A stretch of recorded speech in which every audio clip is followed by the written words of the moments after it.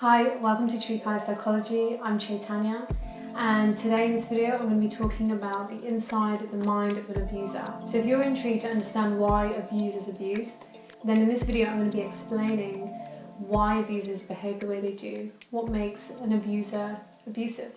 Now do subscribe and hit the bell to be notified of my next videos that I'll make every Wednesday. Now let's get into the video. So an abuser is someone who causes harm to others, either emotionally, psychologically, sexually, financially, physically, any form of harm. Now, in order to understand why people do this, then it's important to see beyond their external behaviour.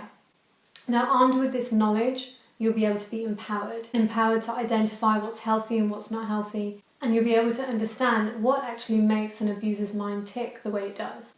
So the first thing to understand is that abuse has got to do with power. And power is related to how one feels about themselves. It has to do with internal stability and internal security. If we do not feel powerful within ourselves, then we look to see how we can gain that externally. And this is what abusers do to extreme and in harmful ways. Now, abusive people have not developed a healthy relationship with themselves internally. Now, in order to have a healthy relationship with others, we need to have a healthy relationship with ourselves. Now, for individuals who have a deeper entrenched personality problem, like personality disorders, usually those types of abusers have more of a complex personality construct, which is dysfunctional. Now, we all have parts to ourselves internally. Sometimes those parts are not constructed in a wholesome and functional way. And this leads on to unhealthy behaviors, unhealthy dynamics in relationships, and an unhealthy self-concept as well. Now, this may actually ring true also with victims. Victims may also have an unhealthy personality construct or an unhealthy relationship with themselves. And that is why often victims and abusers often come together, because they actually function in a very dysfunctional way. However, the internal states are very different, and this works in a very different way internally for both of them. Now, I did make another video on what the mind is, so do check that out to really get an understanding, and it is from the Eastern Vedic perspective on what the mind is, but it does give an understanding of how the mind works and how it is influenced by what it's around and our past experiences. So I'll put the link above, so do check that out. So how is an unhealthy internal self developed? Now, for abusers, they haven't actually developed how to be in healthy, stable relationships. Studies show that abusers often come from very unstable home environments. They may have seen and witnessed a lot of violence growing up. So they haven't really been able to actually develop the psychological blueprint of what will make a healthy relationship.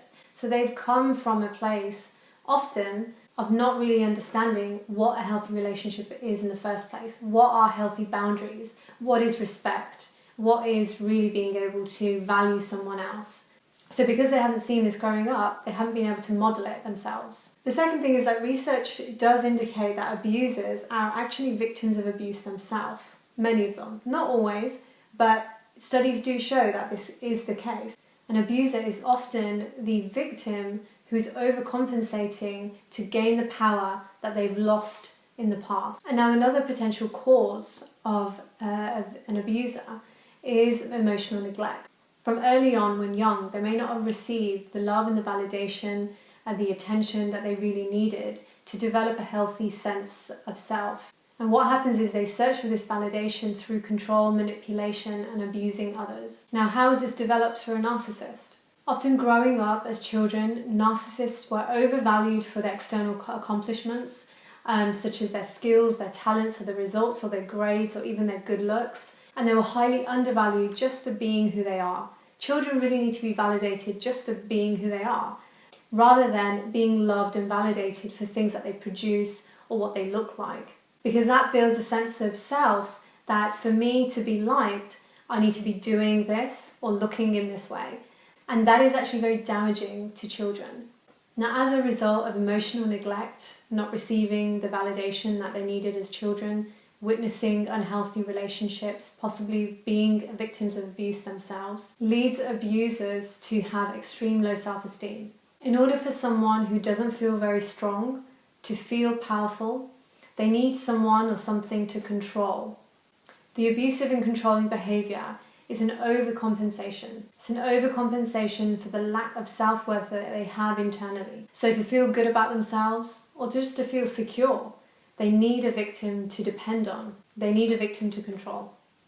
Now there is another aspect to the abuser that you may see. Sometimes you see their real human emotions. They may cry, they may feel guilty, they may feel terrible, and they try to make up with gifts and apologizing. This type of show of emotions, it draws the victims in even more, especially victims who are very, very empathetic, or empaths as is commonly understood. Abusers realize that their abusive behavior actually pushes people away.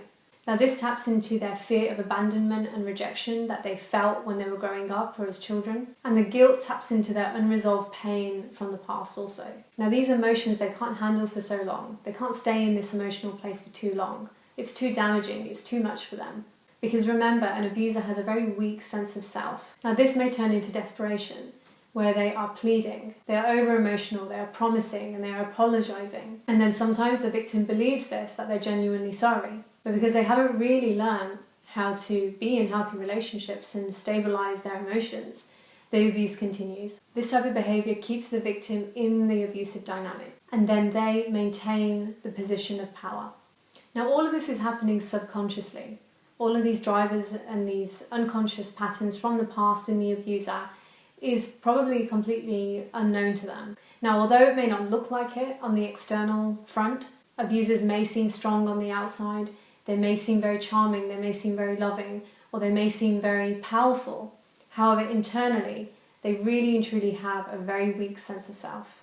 So thank you for watching. I hope you've liked this video. Do subscribe and hit the bell to be notified of my next videos. I make videos every Wednesday, and I'll be talking more about this in my next video, so do stay tuned, and I'll see you soon.